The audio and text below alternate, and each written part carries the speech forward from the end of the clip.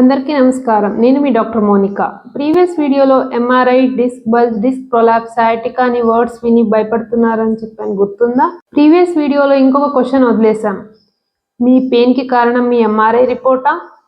అసలు నడుము నొప్పి ఎందుకు వస్తుంది? ఈ రెండు క్వశ్చన్స్ గురించి మనం ఈరోజు చూద్దాం.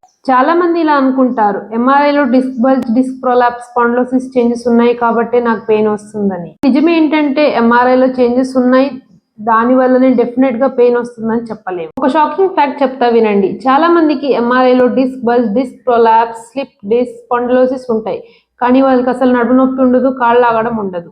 ఇంకోవైపు చూస్తే ఎంఆర్ఐ అంతా ఆల్మోస్ట్ నార్మల్ గానే ఉంటుంది, కానీ వాళ్ళకి సివియర్ గా నడుము నొప్పి, సివియర్ గా కాళ్ళు లాగడం ఉంటుంది. ఇక్కడ చూడండి, ఎంఆర్ఐ అండ్ పెయిన్ లెవెల్ అస్సలు మ్యాచ్ అవ్వట్లేదు. అసలు నడుము నొప్పి ఎందుకు వస్తుంది?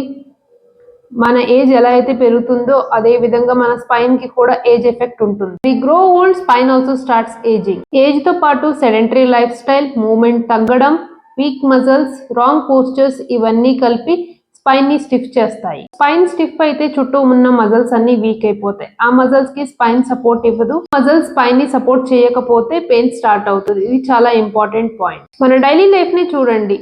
కిచెన్ ప్లాట్ఫామ్స్ వచ్చేసాయి, కింద కూర్చోవడం మానేసాం, వాక్ బదులు ర్యాపిడోస్, ఊబర్, బైక్స్, ఆటోస్ వచ్చేసాయి. లిఫ్ట్ యూజేజ్ పెరిగింది, మెట్ల అవసరం ఉన్నా కూడా లిఫ్ట్ యూజ్ చేస్తున్నారు. ఇక్కడ క్లియర్ గా చూస్తే కన్వీనియన్స్ పెరిగింది, కానీ మూవ్మెంట్ మాత్రం పెరగలేదు. మూవ్మెంట్ లేకపోతే స్పైన్ ఫ్లెక్సిబుల్ అస్సలు ఉండదు.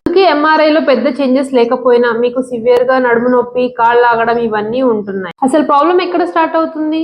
మీ నడుము, మీ స్పైన్ అనేది ఓన్లీ బోన్స్ అండ్ డిస్క్స్ మాత్రమే కాదు. అక్కడ ligaments, muscles, nerve supply, blood supply, fascia and poster control system ఉంటాయి. సిస్టమ్ లో ఇంబ్యాలెన్స్ వస్తే పెయిన్ ఎక్కువ అవుతుంది. ఇప్పుడు మేజర్ రీజన్స్ నడుము నొప్పి చూద్దాం. First, muscle weakness and imbalance. Long hours కూర్చోవడం, ఎక్సర్సైజ్ లేదు, కోర్ మజిల్స్ వీక్ అయిపోవడం, హిప్ మజిల్స్ అన్ని టైట్ అవ్వడం. అన్ని చేయడంతో స్పైన్ మీద అన్నెసరీ ప్రెషర్ పడుతుంది. దాని వల్ల మన డిస్క్ మీద స్ట్రెస్ పడుతుంది, సో పెయిన్ అగ్రవేట్ అయిపోతుంది. Second reason, wrong posture. Laptop ముందు పెట్టుకొని వంగి కూర్చోవడం, ఫోన్ యూస్ చేస్తూ మీ మెడ వంచడం అండ్ కార్లో స్లౌచింగ్ గా కూర్చోవడం, ఇవన్నీ చేస్తూ మజిల్స్ అన్ని వీక్ అవ్వడం స్లోగా స్టార్ట్ అవుతుంది. పెయిన్ ఇమ్మీడియట్ గా ఉండదు. దీంట్లో కొన్ని మంత్స్ ఆర్ ఇయర్స్ తర్వాత పెయిన్ స్టార్ట్ అవ్వడం, దాన్ని స్పైన్ మీద డ్యామేజ్ అయ్యి అప్పుడు మీకు పెయిన్ స్టార్ట్ అవ్వడం కనిపిస్తుంది. థర్డ్ వచ్చేసి సడన్ మూవ్మెంట్స్. హెవీ బ్యాగ్ ఉండడంతో సడన్ గా లేపేయడం, బాత్రూమ్ లో స్లిప్ అయ్యి ట్విస్ట్ అవ్వడం, కిందకి వంగింటారు, సడన్ గా ఎవరో పిలుస్తున్నారని సడన్ గా లెగుస్తారు రాంగ్ మూమెంట్ లో. ఆల్రెడీ వీక్ గా ఉంటాయి మజిల్స్, అవి స్పాజమ్ లోకి వెళ్ళిపోతాయి, అప్పుడు మీకు పెయిన్ సివియర్ గా స్టార్ట్ అయిపోతుంది. ఫోర్త్ వచ్చేసి stress and lack of sleep. Stress and lack of sleep ఎలా ఎఫెక్ట్ ఉంటుంది?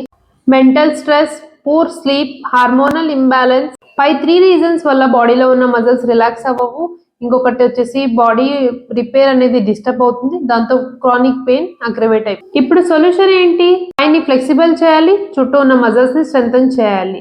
మన క్లినిక్ లో just 10 to 12 minutes spinal exercises teach చేస్తాం.